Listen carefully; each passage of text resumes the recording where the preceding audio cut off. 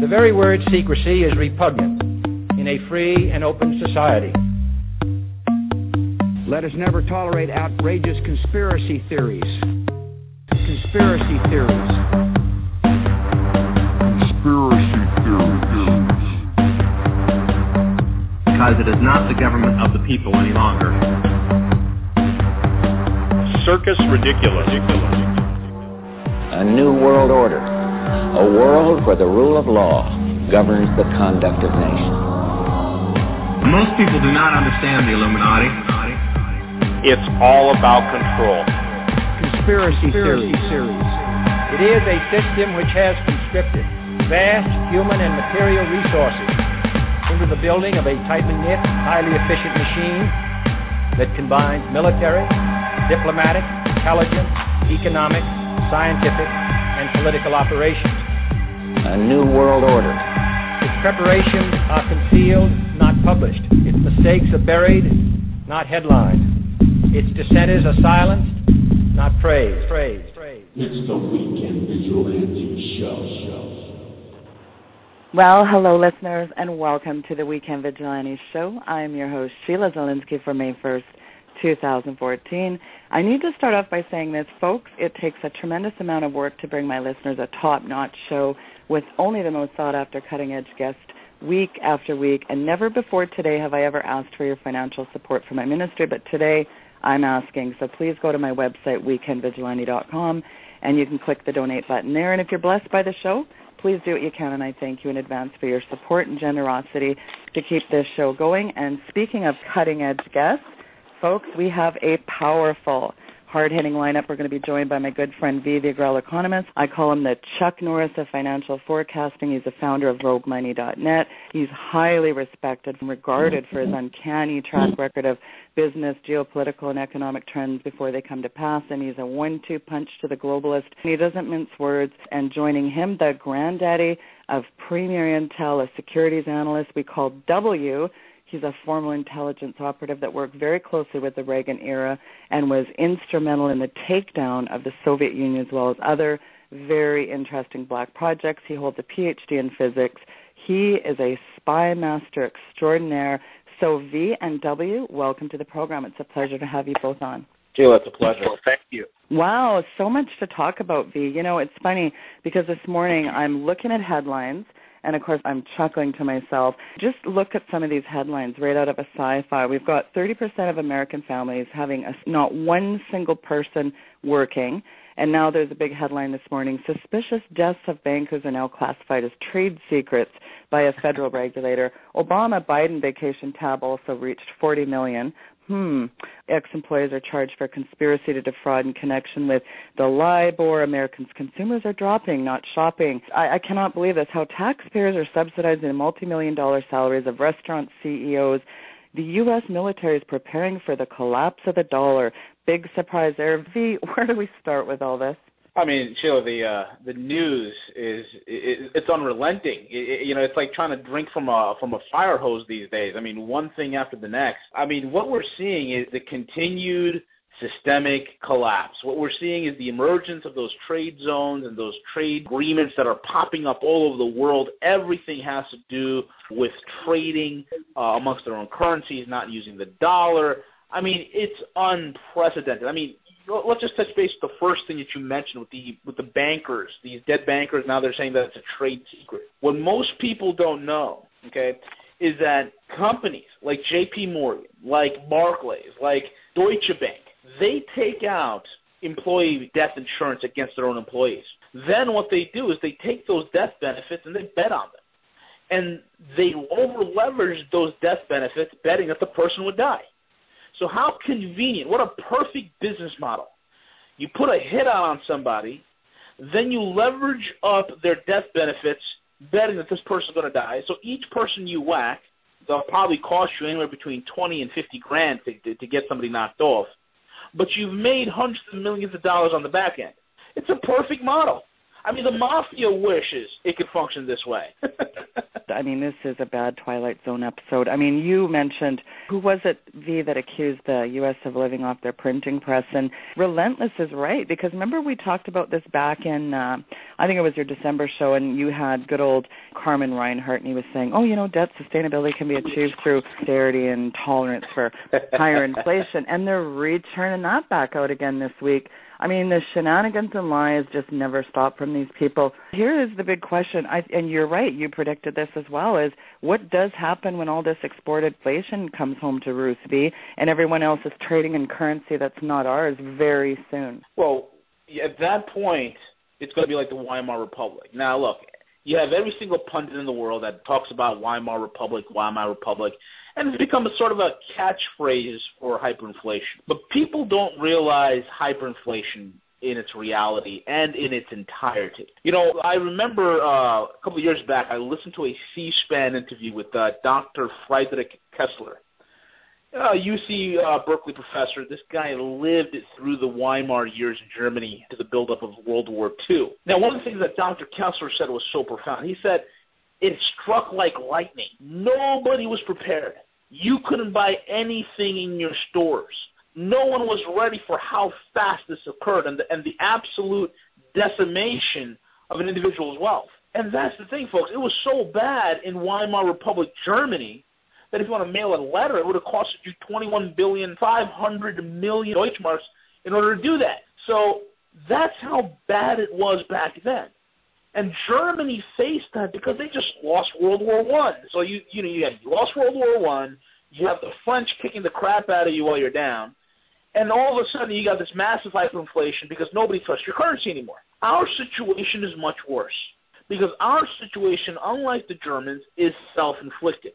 Our situation is we are the world reserve currency. So our fate is not going to be something of a somewhat troubled transition back in the 30s when the pound sterling lost its reserve currency status, and after World War II, the dollar took up the slack. No.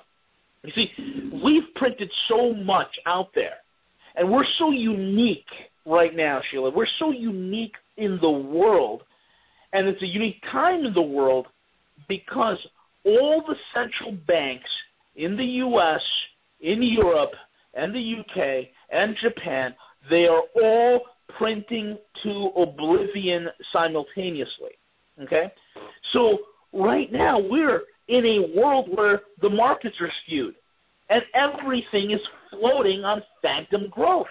So at some point this ridiculous bubble has to burst. And when that happens, that's when you have the dollars flooding back home like a tsunami that would make the incident in Japan pale in comparison. We're going to be drowning. We're going to be drowning in our own paper. Let's face it. I mean, you create an unrestricted and unregulated 100-year-old Federal Reserve fox watching over the Goldfield henhouse, and then you look at Bretton Woods and you kind of merge all those things together. There's nothing ever been stopping the Fed from printing, expanding the supply of these notes, and no thanks to Nixon issuing a decree that let's flood the world with these paper dollars. And let's face it, V, we've robbed every nation. Look at the Saudi oil deals, OPEC selling U.S. dollars, these foreign oil deals. They made every nation require the Federal Reserve note, hence the petrodollar scheme. And when you have an oil-backed currency outspending all the nations in the world and creating a military juggernaut, and I love what you always say, the undisputed world heavyweight superpower big dog just got kicked off the porch, and that's really where we're sitting, isn't it? Absolutely.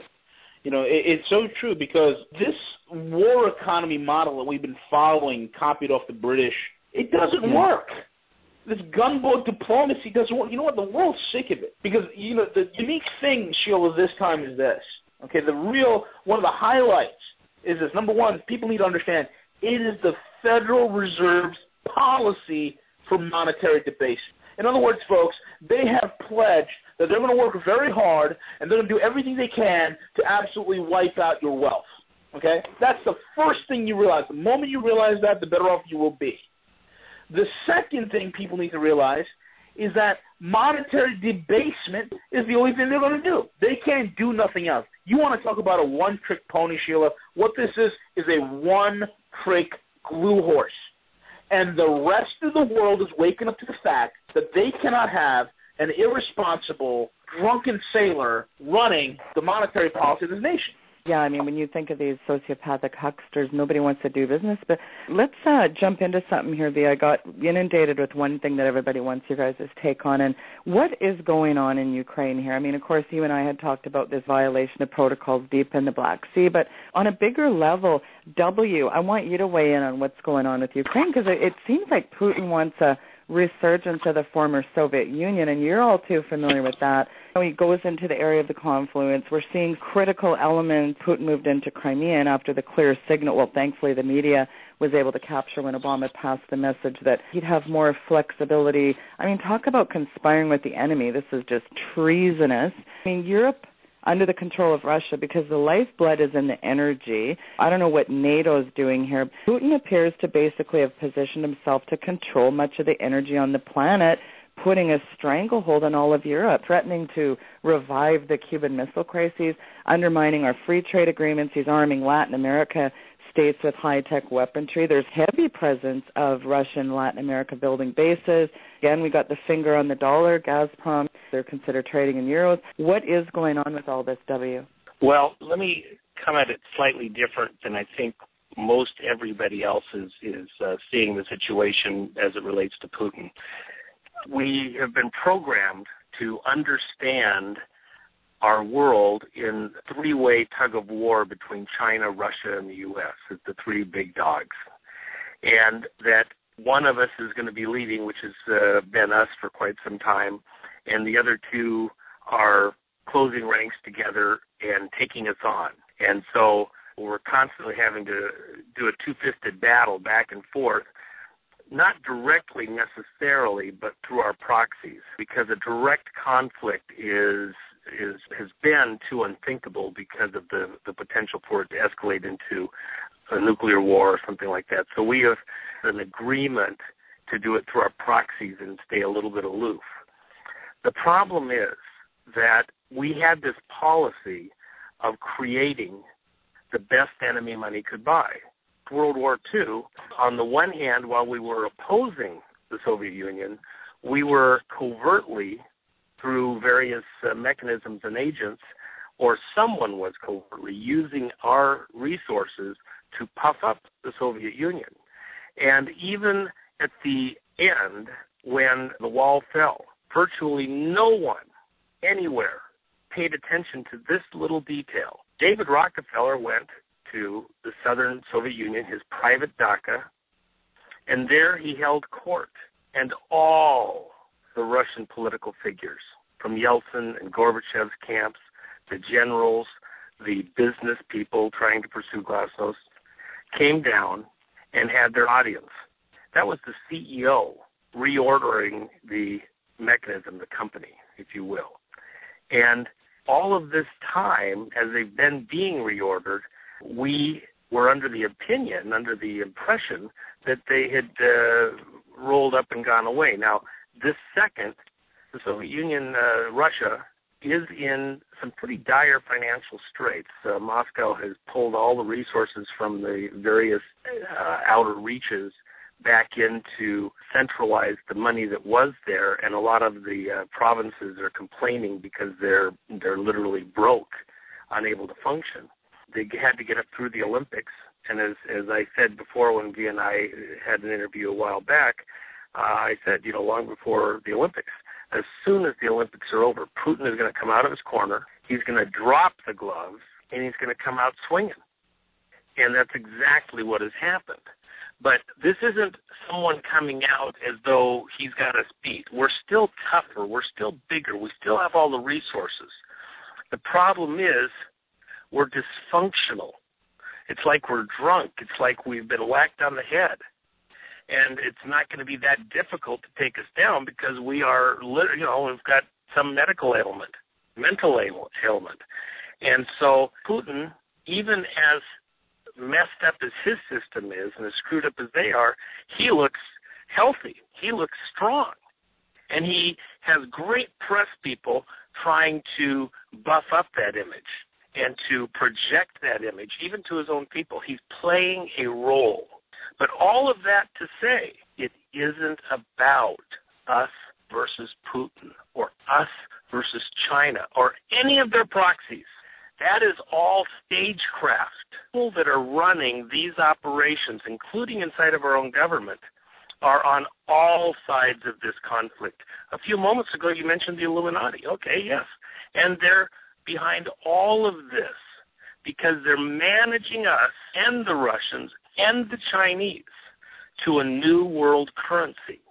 And in order to get us there, they have to first destroy the currency that is the de facto world currency right now, which is the dollar. And part of that destruction, which has to be sure there can be no error, no single point failure in their mechanism to drive the dollar to dust. So on multiple fronts, the dollar has been attacked within the financial institutions, country to country, within the various trade arrangements. Our ability to support the dollar on the energy as the petrodollar, every single front, the dollar is at risk, and any one of them could cause the dollar to collapse, but they're all in crisis, and not minor crisis, catastrophic crisis. So that on command, they can push the red button, boom, we get brand new world currency trading system. And that will be some variation, some extrapolation of secure drawing rights. What do you think that would look like, W? I mean, we've talked about this potential backed ruble. V, you've talked about that. We've talked about the yuan. What does that look like on the ground? Here's the deal. With the new currency, the way that they want it to work, they want us out of the picture. See, a lot of Americans have this attitude that they have to have us, that we will have to be some kind of a component in this new world trading system. And the reality is they don't need us at all. In fact, we're a problem. What they need us to do is get out of the way while they institute this new system, to be unable to function so internally focused that we're not projecting power at all. And that makes us at the mercy of these international unelected players who come in to fix the system, and they're going to fix it, believe me. And when they do that, we will wake up with no alternative but to bow into this system. Our dollar will still exist, but it will be as just another currency, and a very weakened currency, and a very embarrassed country and currency. Will be a laughingstock. People will be pointing at us, because part of what's really coming here, before the dollar gets taken down, and this is the instant we're in right now, the world has to first see us as villains. So it's the villainization of America, the villainization of the American system. Everything American has to be villainized so that people won't just prefer to use a different currency. They will choose other currencies as a protest vote, as a kick in the seat of the pants because of who we are. They won't just leave the dollar, they'll run from the dollar. And we're going to be pointed at as the boogeyman. That's what's afoot. And isn't it funny, W, that years ago we used to really be the envy of the world. People around the world, they watched our cowboys, they watched our sheriffs on TV, and they said the bad guy will not come up against the pinnacle, the great bash, the beacon for the world, because we used to be a moral compass. But, that ship has sailed a long time ago, hasn't it? Well, I think there's maybe a slight nuance of what I'd say. At its core, the good guys. Unfortunately, our government has been captured. In intelligence operations, capture somebody else's covert system. Because of compartmentalization, a lot of times people down through the chain don't realize ultimately who's further up the chain that are the controllers, where their information is going precisely. Their handler is just the next person in the chain in order to protect identities, protect the mechanisms, means and methods. And so what's happened is that our system has been captured, and the links in the chain that make every American who they are and make them function a certain way, those links somewhere at the top of the chain have been put over onto somebody else's harness to do somebody else's work, not necessarily in our best interest as American people. And my concern is, and our concern should be, as we fight to get reattached to what was classic America and our classic role, is to make sure that the world is able to distinguish those people that are in power right now, both in the political system and the economic houses, from the American people. In this villainization, we still, more than ever, as individuals, have to stand strong, clear, resolute.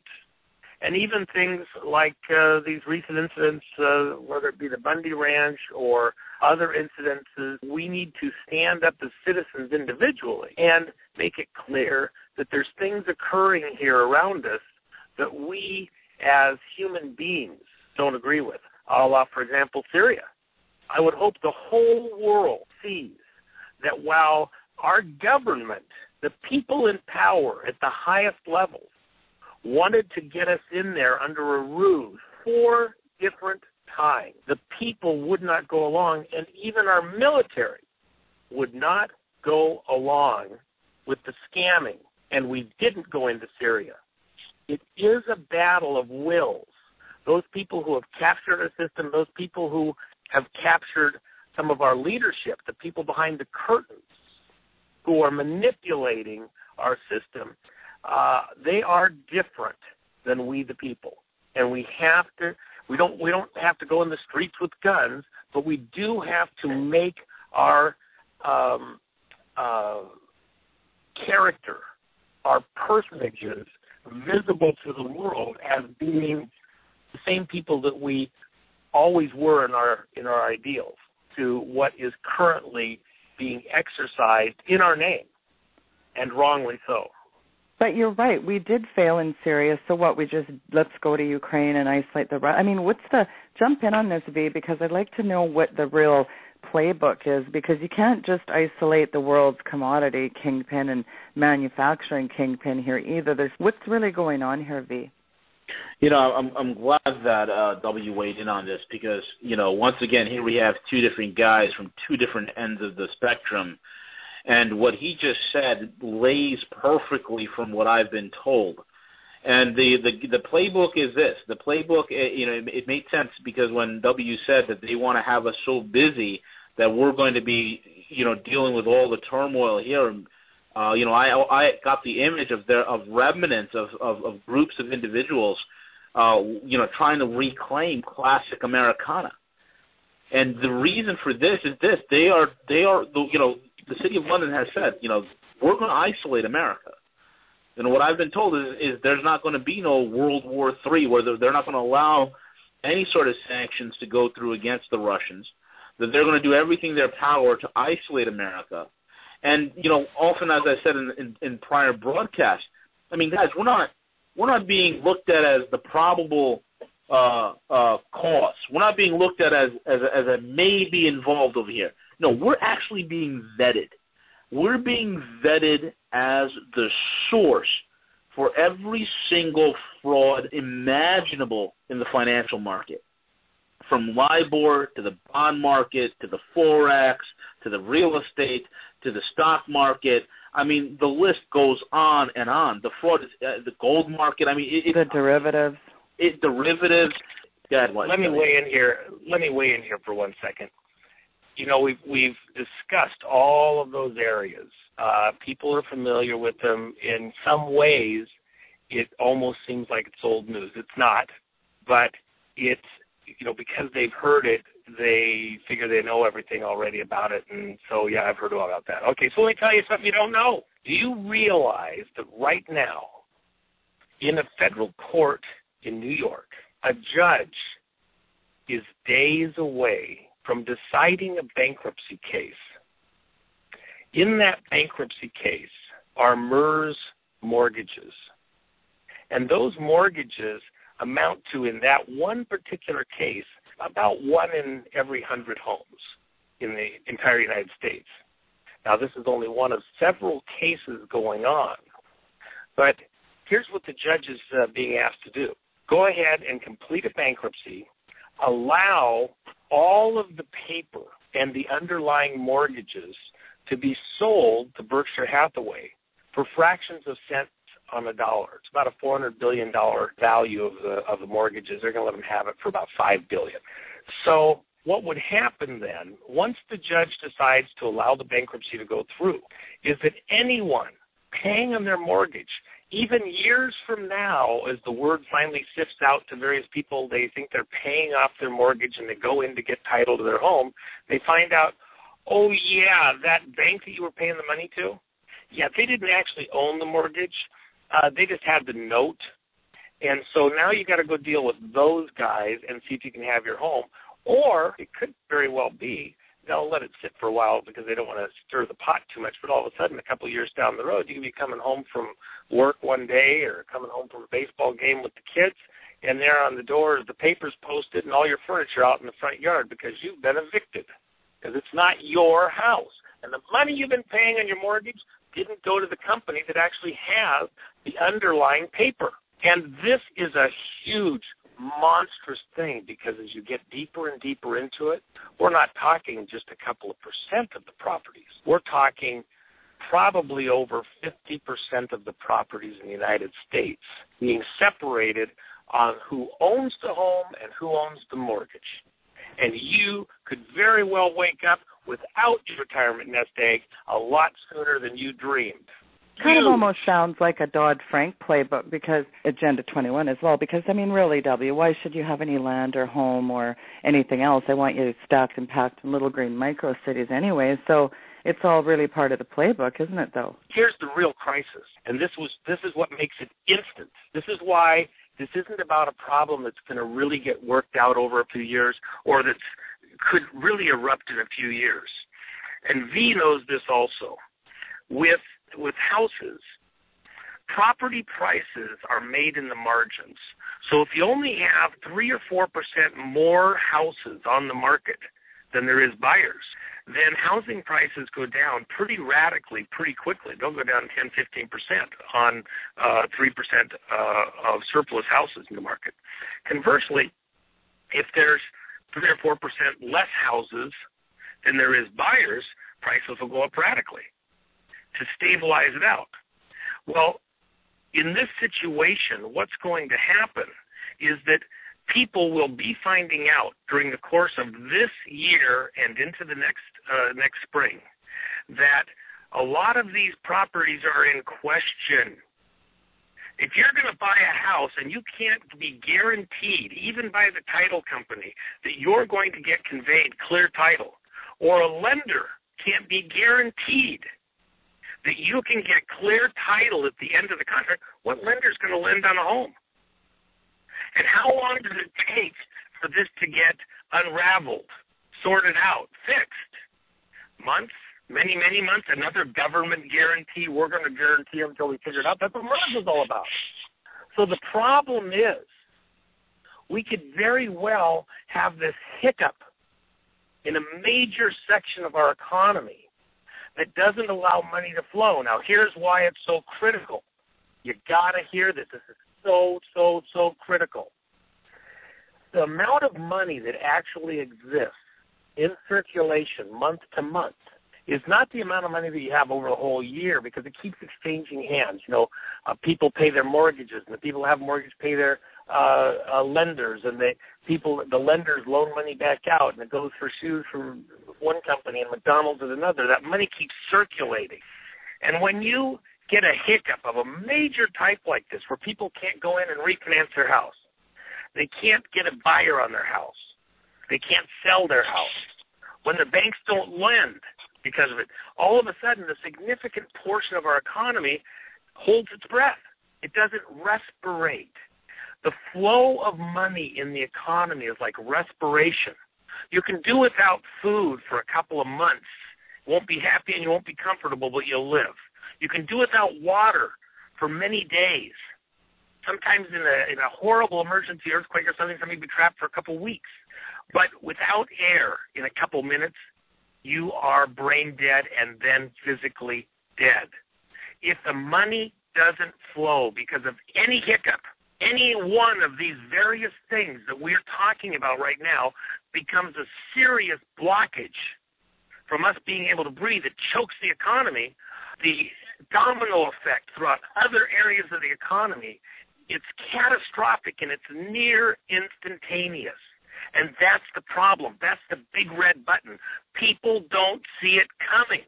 And like V was talking about with the Weimar Republic, when the Weimar Republic fell, people don't go back that little bit further and remember that at the end of World War I, the Deutschmark traded on par, even Steven, with the dollar. It went to, $1 trillion to 1. And here, with our situation is here, same thing with what happened with the Weimar Republic. It was worse. People were talking about it. They knew there was an issue, and then suddenly, bang, there was a triggering series of events, not just one. Why? Because it was by design. It was intentional, and that's exactly what's happening here. This is an intentional plan to take out the dollar, to pave the way by these New World Order people to create the moment when they can then bring in what they've been talking about, planning, telling us is coming for decades. So let me ask you this, W. You mentioned Clive and Bundy, and I think of these economic investment zones, and I think of that land. They're really essentially agreements that, if the U.S. defaults, China can go in, boots on the ground, and claim the natural resources and any other thing. They've got them in South America and Africa. I mean, certain economic zones being run by Russia and China. So if China's building these special economic zones, I don't know how many, there's 5 or something of them, and, they're collecting their debt because, let's face it, the debt card is up here. Essentially, it's not American law in these agreements. It's Chinese law. So it gives the Chinese full authority to go, like I said, boots on the ground, claim the natural resources. So if China owns our debt and owns the Fed, and the Fed lends money to your bank, they lend it to you. So not only does China own your home, but your mortgages, your 401ks, your pension, your energy. Is that part of this as well? This is very astute on your part because you have nailed what I believe is actually the real risk here. This bankruptcy in New York is actually a precedent setter. That's why it has to be stopped immediately, because the other paper, the other instruments that are out there have been being bought up, of all people, by Russian and Chinese investors. And what they will have by international law is the right to come in and seize properties, including, if they need to, with private security forces. Bingo. It's an underhanded, sneaky way of coming in to protect their assets that they have a legal right to. And they could literally kick people out of whole regions, whole neighborhoods, because of the need to protect their property. And we're being maneuvered into this situation by treasonous, traitorous people within our system, not just political people, but business people. I think this is absolutely by design. And that's why, the person you should really have on in part about this particular bankruptcy is an author out of Canada, Marinka Peshman.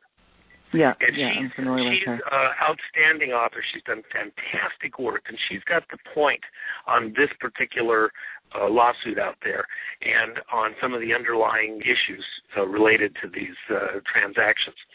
But beyond that, there's other cases that are just now coming to the fore, and ones that will set precedents that will, all of a sudden, we won't be able to, stop what's coming because these courts say, well, we've decided this case and this is what we've all agreed to, and so here we are. Well, it's really interesting, and I want V to jump in on this because I think also about how many thousands of troops and then the Chinese and the Russians participating in our own Grid-X drills. To me, the word that comes to mind here is subjugation. Effectively own all our resources, our energy grid, and it's a nice setup for an arena for complete subjugation. I mean, do you think that's the playbook here, V? I think the playbook is chaos. And here's why. There's going to be many facets across this country that will resist.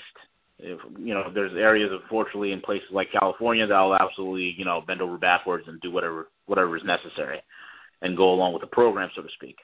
There's areas in New York, New Jersey that, do the same thing. But there will be bastions where there will be resistance. And that's the whole entire thing. The whole entire thing is about creating chaos. Okay, and being inured in chaos. the Chinese and the Russian factions that will be here, they primarily will be here in order to safeguard and secure their assets. And that's what they're trying to do. And that's what, you look at why China's been purchasing idle manufacturing throughout the nation. Right down, in Newark, across the bridge, Newark, Jersey City, Camden, Pittsburgh, Detroit, Cleveland. They're buying up these factories for pennies on the dollar, retooling them. The question is why? Well, they know when this whole thing hits the fan, the American labor force will be the cheapest there is in the world, number one. Number two, you have these economic zones. About 2 hours away from where I live, you go into Sullivan County, New York, you have a China city that's being built right there. It's an economic zone. So these are the underhanded deals. And one thing that W said so perfectly, especially with MERS, is this. Folks, what these guys have done with MERS is the same thing they have done with derivatives. They have made it absolutely convoluted. They have made it absolutely complicated that it would take them decades and decades and decades just to unravel the mess that MERS is. And MERS affects over 70, close to even 80% of mortgages that are being put out now is all on MERS. So you can imagine the catastrophic situation that's arising from this, number one.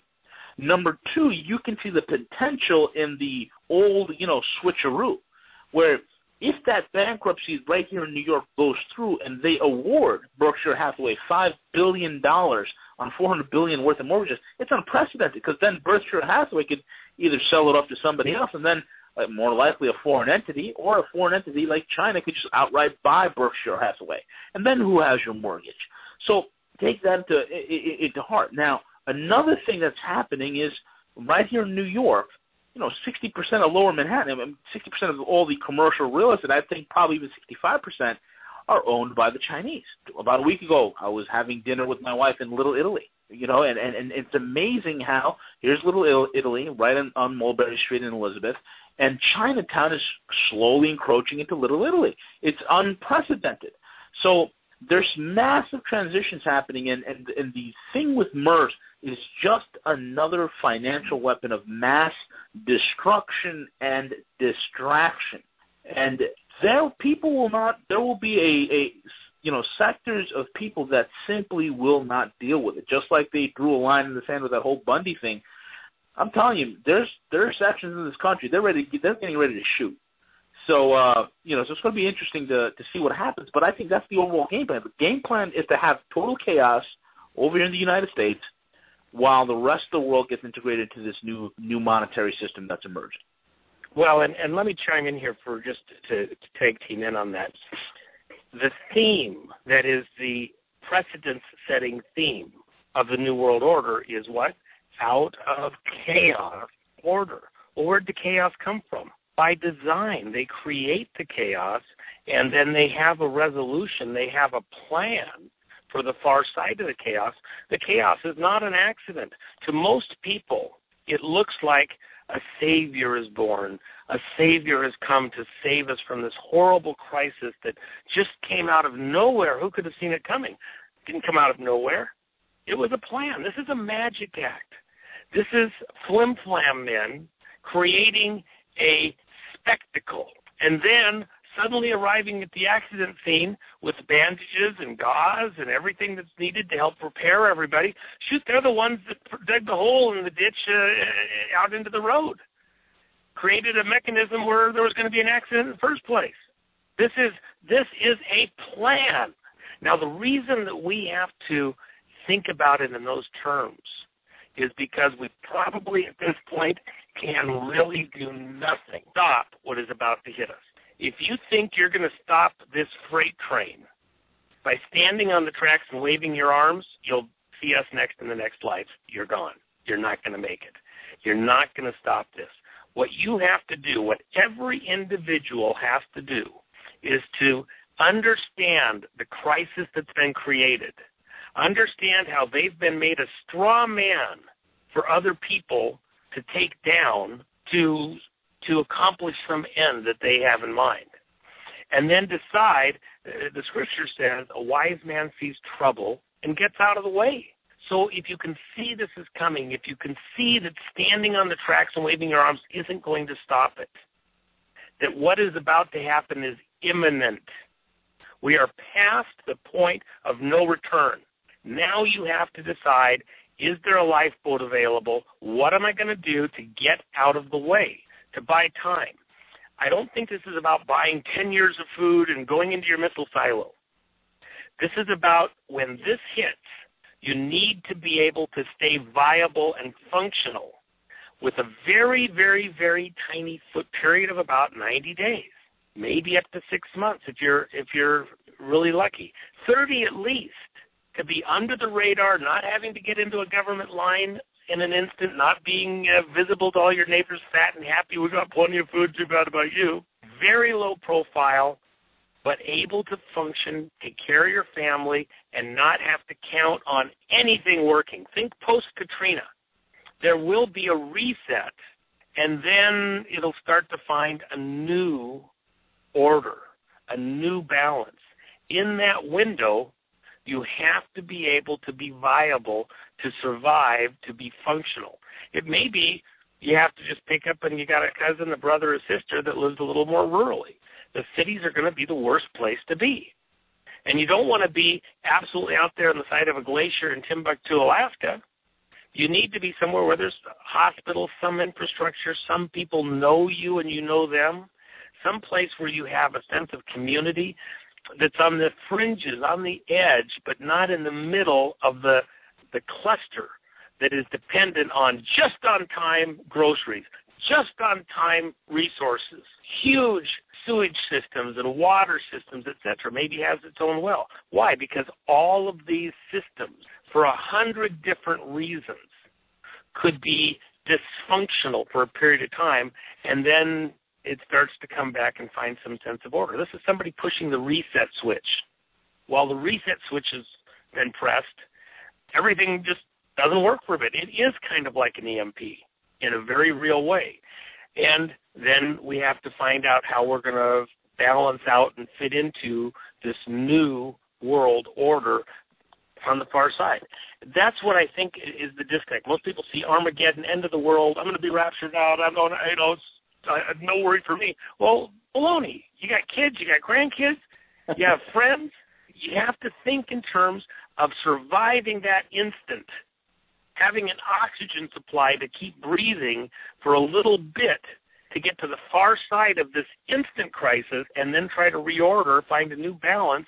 And at the end of the day, these madmen, their plan will fail. It has always failed throughout the course of human history. It's always failed when they've tried to create a one-world anything. But in the interim, you got to survive.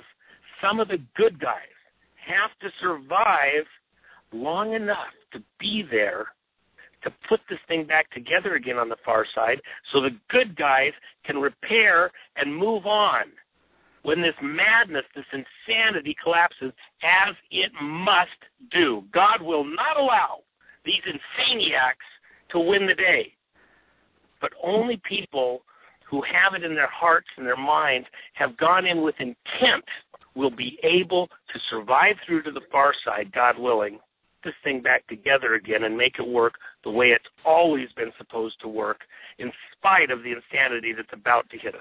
I was thinking as you were talking, it's interesting because now even it's chirping out of the pulpits is, even Kenneth Copeland's saying we should be looking at a new world religion. They're always talking about a one world currency, a one world order, the new everything. It's always merged and amalgamated. I mean, we look at that nukes debacle back in October. A lot of intel said, he was kind of hoping to just wipe out how many people. I mean, we are getting pummeled 6 ways to Sunday here. And always some distraction over here.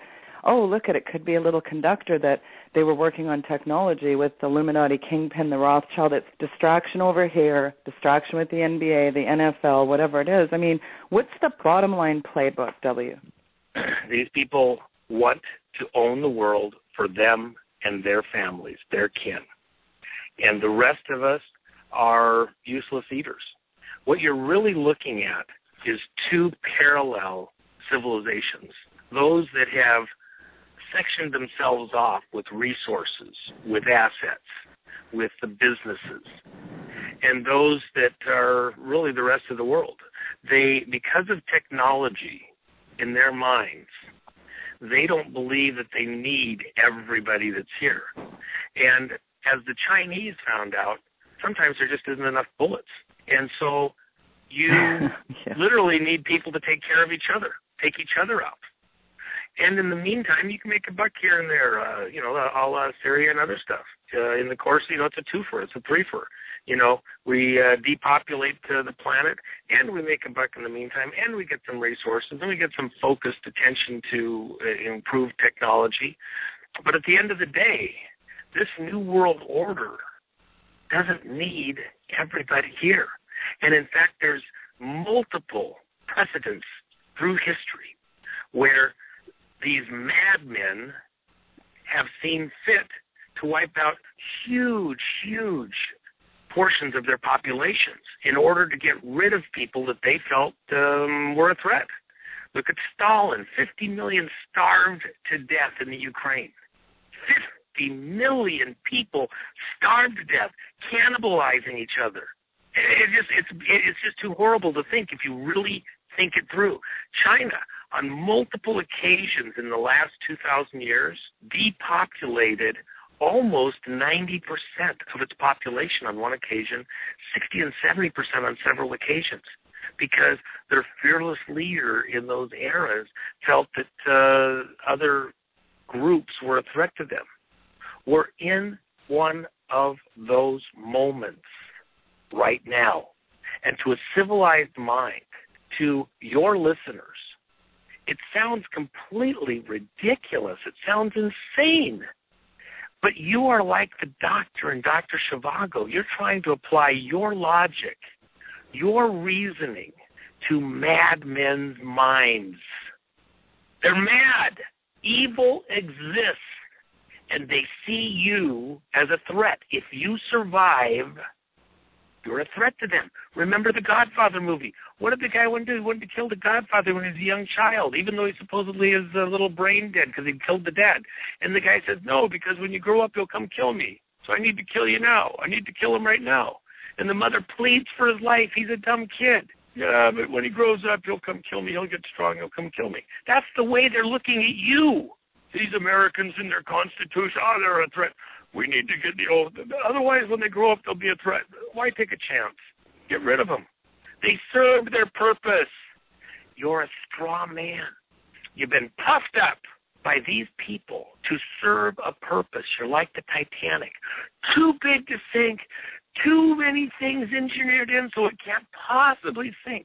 And you don't realize that it's fatally flawed by design.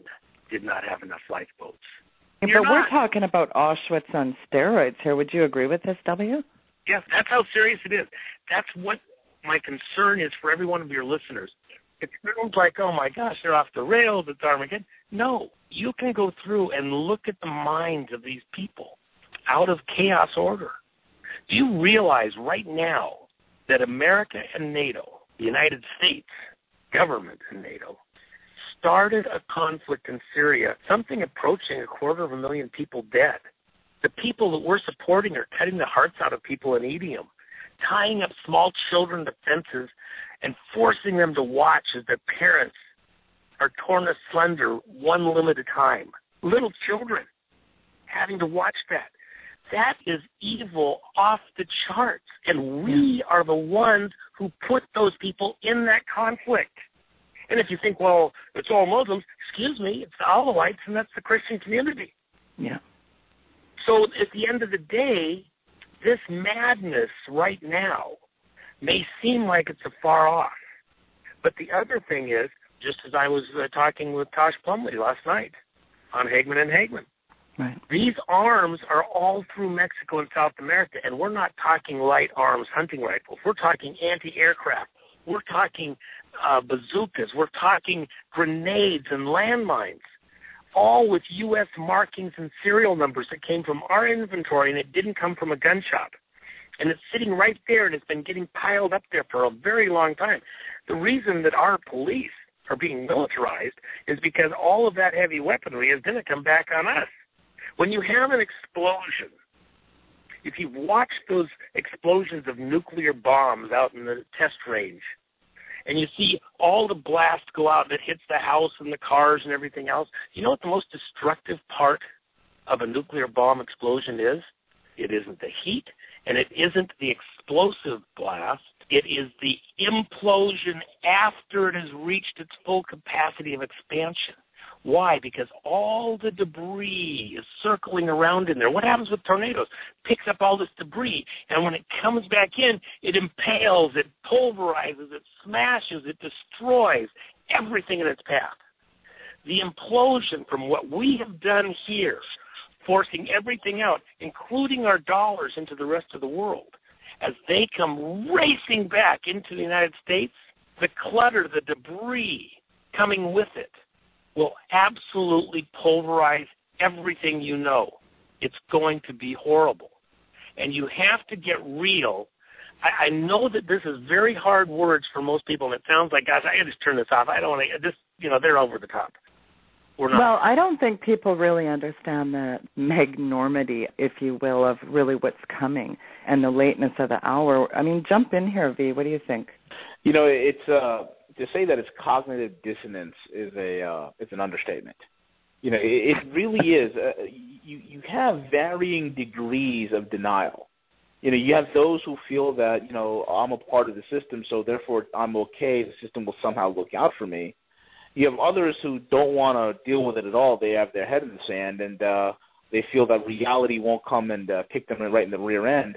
And you have those who just completely just are wishy-washy. They know the truth, but they're so inept in order to make the necessary decisions and changes in their life in order to react with the information that's been given to them as truth. So this is what we're facing here. And it's only a small percentage of people that actually do wake up, recognize the threat, and make appropriate preparation to weather the storm that's coming ahead. I mean, there is a storm coming. How it would all play out, I don't know. But it will be varying degrees of chaos. It will be varying degrees of tumult and blowback. I mean, you want to talk about, you reap what you sow. I mean, for over 40 years, we've been sowing whirlwinds of destruction throughout the world, and that's what's going to come back to haunt us 10 times. And this is what I feared the most. Today I was kind of thinking and musing, and I actually put it up in my article. I just put a new article up on roguemoney.net. It's called the Teutonic Silk Road, and I'm basically talking about the whole Chinese-German connection. And I said to myself, when you have the whole entire world realigned in a trade agreement and America isolated, think about that. Oftentimes you have pundits that talk about, Russian and Chinese subs coming up and blowing us to smithereens, or we're going to die in a nuclear holocaust. But, folks, you have to understand something. What is worse? I mean, what is more judgment? To have us all wiped out in a nuclear holocaust, or to have such chaos here? Because the way of life of what we've known for such a long time no longer exists. What's more judgment? That we are now living that we'll be living in a third world cesspool of incredible violence, incredible degradation, incredible depravity, incredible poverty.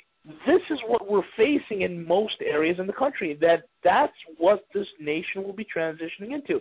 And that's the judgment right there. I cannot fathom all the years of subliminal programming, all the years of debauchery, all the years of violence that's been pumped through television and entertainment and music. We have a population here that is downright animalistic. So imagine, if you will, a nation given over onto itself.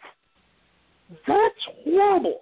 I would much rather die in a nuclear holocaust than face something like that. Yeah. Let me just chime in just a couple of quick words, and that is, remember, if we have something approaching a dollar collapse, some kind of a banking crisis, let's say it was just 30 days, and then it started to find a new normal. What kind of chaos would exist in your city, in your community, in a 30-day period where the bank tellers don't work, the bank machines don't work, the system isn't functioning correctly, And people are hungry, and they can't get their Starbucks. They don't have their caffeine. They don't have their cigarettes. They don't have their alcohol. They don't have their meds. Just can't breathe. You're choking as a country for just 30 days. What's that going to look like? And not that it's the end of the world, and it's not going to stop. If let's say it came over miraculously, it was all solved in 30 days, completely solved, and everything's working again. What kind of chaos would exist in that brief period? Well, we're really drinking the blowback from a criminal cartel, all this splintering and these birth pangs of this new economic system. But the bigger question becomes is, what do you think people need to do? Because, they don't even care about the butchering of the brethren or anything going on anywhere because, hey, the iPhone 6 is coming out. Hey, there's an NBA game on. It is one dumbed-down, mind-numbing, dystopic trance that people are walking around in. And let's face it, while Rome burns around us, they're shrugging their shoulders. Steve Quayle, as you guys know, can attest to this. Hagman's, we're just complete fear-mongering lunatics. I get hammered pretty hard. What is the answer? When you try to put this all into some kind of a context, you have to remember, you mentioned Rome. This has happened before. These families that are bringing this chaos on us, they have an emblem, a symbol that you see over and over again in the societies where they have planted themselves, and that symbol is that of a phoenix.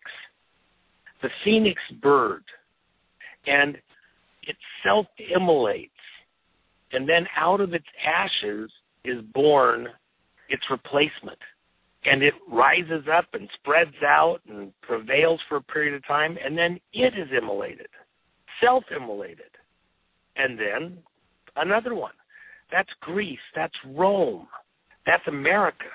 And we're going to go through that again. The model has happened over and over several times. So you have to get out of this mental lock that you have that it can't happen here, that it's not possible for it to happen here because it's never happened in your lifetime. That's the thing you learn when you go to other countries where you've been there as power has changed from one group to another and the chaos has reigned for a period of time. That's what we're looking at here. A criminal mob has taken control of your country. Probably happened quite some time ago, but their grip, their reign, their control on the country has tightened measurably in the last decade or two. And we have to understand, be wise, and understand that at this point we're not going to stop what they have planned next. So we have to be able to survive that blow, get in a stance that you can, take the blow, absorb the blow, stay on your feet, and then, get ready to, re-engage. That's the moment you're in. You see it coming. You brace for a car accident. You brace for something you see coming. If you don't see it coming, you might get killed by it. You might not get out of the way just enough. Every one of your listeners, this is probably the 10th, 15th time that they've heard some variation of this message. And the question is, what have you done about it? But now we are very, very, very close. The news that's out there is of a type that you can no longer dismiss. You can no longer blow off the way you did before. And you should know, just by listening to the people that are in positions of leadership across the country, would you trust any of them to sell you a new or used car? Really? Yeah. Are you kidding me? Yeah. If you wouldn't trust them to sell a car to you, you're going to trust your retirement to them? You're going to trust your wealth to them? You're going to trust the well-being of your children to them? They don't care about your children. They only care about themselves. They're feathering their own nest. They're feathering their own kids' nests. Why? Because for them, even those that won't live much past this change, it is about the future. They're trying to own the future, not just for themselves, but for their families. And that's why we have to not be children about this or stick our heads in the sand. We have to be just as adamant in behalf of our blood, our relatives, including, I might add, those who are of a like heart and a like mind. Thank God that there's plenty of Americans that think just like every one of your audience. We are not alone here, but what we have to do is be resolute and united in our understanding and in our focus here so that we can survive through to the far side, because this madness will not prevail and win. W, what's the answer to all this? We sure cannot listen to the mega churches spew out any kind of resolvable answers, because according to them, don't be focusing on your negativity. They're too busy grabbing it, blabbing it, name it, and claiming the jets and the $9 billion mansion. So what is the focus? 10 minutes of the show, each make points of what we need to be doing here. Well, I'll just answer very quickly. All of those are captured operations, I think, at this point in time, and that's the way we have to view it. Trust but verify. V and I have spoken privately about this and a little bit publicly.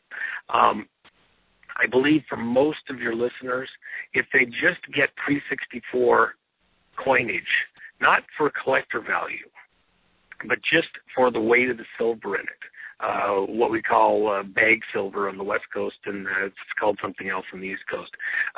But it's junk silver. And the reason you want coinage is because it's recognizable and it's not easy to duplicate or counterfeit. If you have, silver ingots or even gold ingots, well, somebody's got to figure out if it's actually real or if it's just a fake. And if its purity is real, et cetera, and, nobody wants to trade because they don't know for sure if it's good or not. The coinage is very recognizable. It is actually legal tender. And, you're not trying to buy a car or a house with it. You're trying to stay alive, food and water. Maybe to travel, to gas to get to a relative's or some other destination. So if you have some of that, right now the price is relatively low. Whatever the price is, pay it. You're going to pay a premium because it's real as opposed to some paper transaction. But I think that's one of the, and as you get into platinum and palladium and gold itself, those become more and more difficult because the value is higher. It's less easily recognizable by most people. And at the end of the day, what are you really going to use it for? Do you realize that my contacts in Asia are paying $1,600 and $1,800 an ounce right now? That they would love to be paying $1,300 plus the 4, 5, 6% premiums that are out there in the market. They would love to be paying that amount. And that's the thing, folks. You need to understand, okay, every aspect of dollar supremacy is coming to an end. Everything that you relied upon, this paper obsession that you have, it has to end. It has to end, because I'm getting to a point where I'm starting to believe my contacts. And what I mean by that is this. My contacts have no faith in the average American. And I've hung out for so long saying, maybe the average Joe would wake up. But things being the way they are and how obsessed we are about things that are simply not important is absolutely astounding to me. Folks, you have a very, very limited time. I tell people, if you need metals right away, call Steve. I use Steve. My clients have used him. He gets it to you the next day. You need consultation. You need somebody to talk to that can tell you exactly where to put your funds, out of the country, out of harm's way, how to do it. Give me a call and I'll steer you right. The time is short. Take advantage of it. People that need credit help, contact me. I'm a Wall Street guy who'll wipe the slate clean for you. I'm not talking about debt consolidation. I literally mean wipe the slate clean.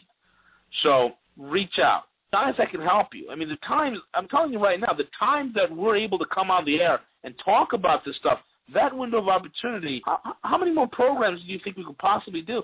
It's really not that much, because the times of us actually coming on the air, that day is fast approaching where that opportunity will no longer be there. And then what do you do? I mean, come on. If you got kids, what are you thinking?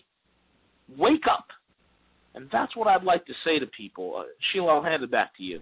Well, I really appreciate you fellas tuning in, VNW. It was really a pleasure to have you on today. And again, folks, go to roguemoney.net and also go to weekendvigilante.com and like us on Twitter, add us on Facebook. Give us your feedback on the show. Send in show suggestions. We always value that too. Thank you very much, audience, for tuning in today to the Weekend Vigilante.